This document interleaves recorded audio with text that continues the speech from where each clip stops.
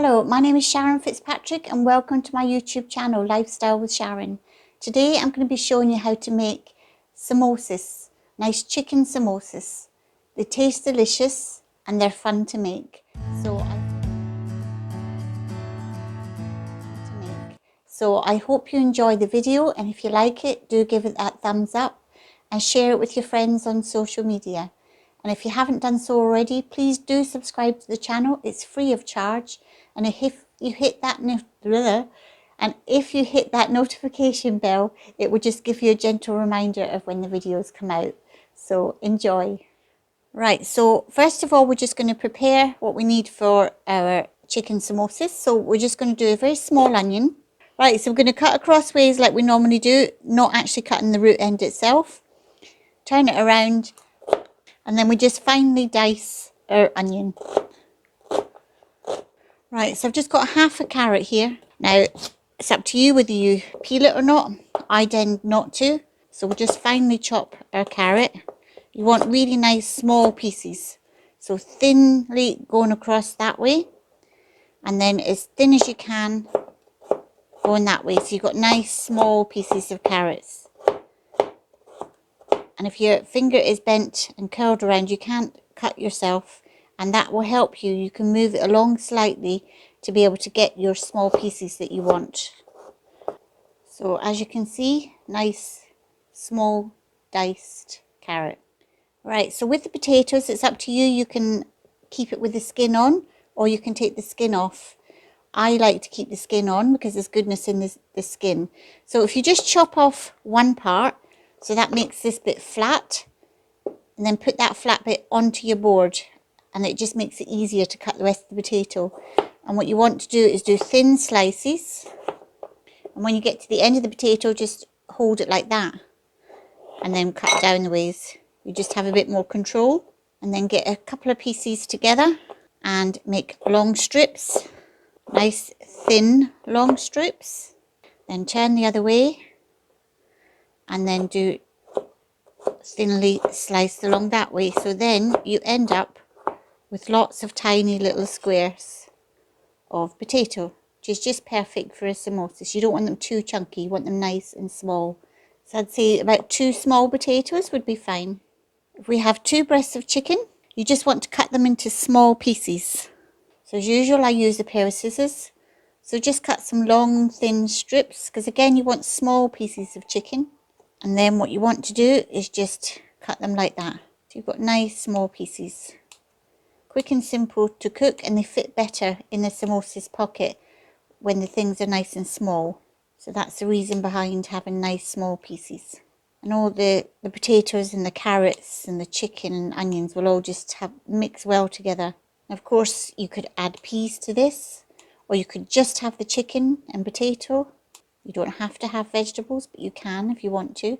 But let me know in the comments how you like your samosas. What do you like in yours? Another day I can show you how to do a mince one, or I can show you how to do a vegetarian one. You add a bit of olive oil. And first of all, we're going to add our onions. Then we're going to add our chicken. And just give that a mix. And then we're going to add a few spices. You want this on a kind of medium heat. So we'll add our salt. We'll add half a teaspoon of cumin. 1 teaspoon of paprika. Hot paprika is best. You want a teaspoon of turmeric. Half a teaspoon of chili. And the coriander, you want about a tablespoon of coriander. And then you want a 1/4 teaspoon of the extra Cajun seasoning. You don't have to use this, but it just does give it that nice little kick. So it'll give this all a good mix. And then you get to see that beautiful colouring.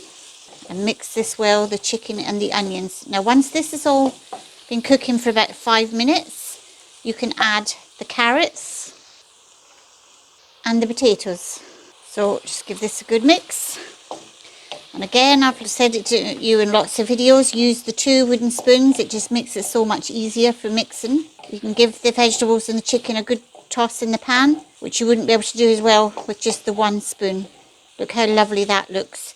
So let this just cook away for about 10 minutes, maybe 15.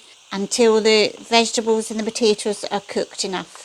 Right, so we want to just fold up a couple of pieces of kitchen paper and put it into our bowl, and then we just put our mixture into our bowl on top of the kitchen paper, and this just helps absorb any olive oil that we don't actually want, because you want your mixture fairly dry when you put it into your pastry. Another option is you could put a bit of flour into it, but I like to do it this way. And then you simply just put your kitchen paper over the top and press it down a little bit, and it will help absorb any excess oil. And then you simply pull up the kitchen paper and you can see it just gets any excess oil. And then what you want to do is just let this cool for about 10 minutes, because you don't want to put this in the pastry when the mixture is hot, because it'll melt the pastry. Right, so I have here some ready-made Filo pastry that I've already let it defrost. I know you can make your own, but it's just as easy to get the already made ones. So what you want to do is you want to take one individual layer, and you can cut this along and make 2 pieces, but they make quite big ones. Or you can cut it into 3 strips if you want slightly smaller ones. If you want really tiny ones, of course, you can do it into 4. So we're going to start down the bottom here. So what you're going to do is bring the left corner up to the middle of your pastry. And what's going to happen is this is going to overlap. So as you bring it up a bit further, it's going to overlap more. If you're only just bringing it down to about there, then it's not going to overlap. So bring it further up to be able to get that overlap. Okay, that's a really important bit. Then what you want to do is bring this side over to here. So it's a bit difficult to explain, but I'm trying my best. So if you kind of imagine that this corner and all of this is going to come up to here. So you bring it right over. Hope you can see that okay. So that aligns with the edge of that. And this gives you your pocket. Inside there is your pocket. So we gently pick this up, hold it with one hand and open this pocket up. And that's where we're going to put our mixture. So here is our mixture. It's a bit fittery, but you'll get used to it with practice. So try and keep that as open as you possibly can. And the rest of it, as you can see, kind of just trails behind me here. So you get a bit of your mixture onto the teaspoon. This is why it's easier to have small pieces. And you just place that into your pocket.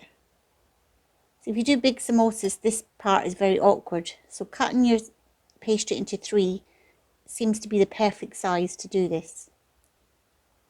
And you just kind of push this down so it's nice and compact. Not too hard, because you'll just make holes in your pastry. So then what we're going to do is we'll line it flat onto the worktop surface now. And we're just going to push down onto here. Now we're going to bring this across to here. And then now that way. And then back this way. So with our glue, I've got about 4 teaspoons roughly of flour in here, and I'm going to add just a tiny amount of water at a time.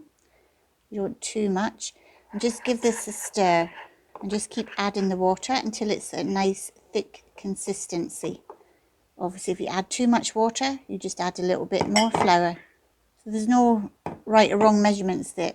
Just put some flour in a little bowl and just keep adding the water until it's nice thick consistency. So you can see that's nice and thick.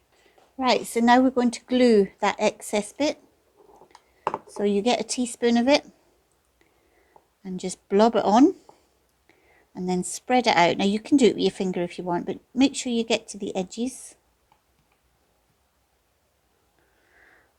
So that's your glue. And then also, I'll turn this around a little bit and let you see that little bit of an edge can have some glue on as well. And that just helps that stay in place. Just push that down very gently. It's a very delicate pastry, so you do have to be gentle with it.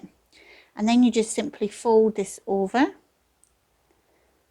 like we did before, and then if you've got a little bit left over like that corner, you simply just bring that up and kind of gently press on it, and the glue will stick that all together. And that is your samosas ready to fry.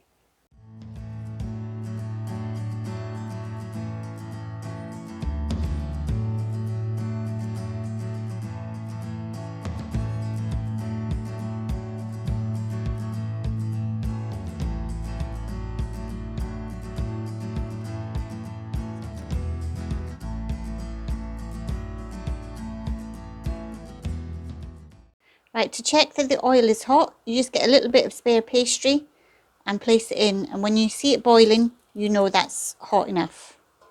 So we'll just place this into our oil.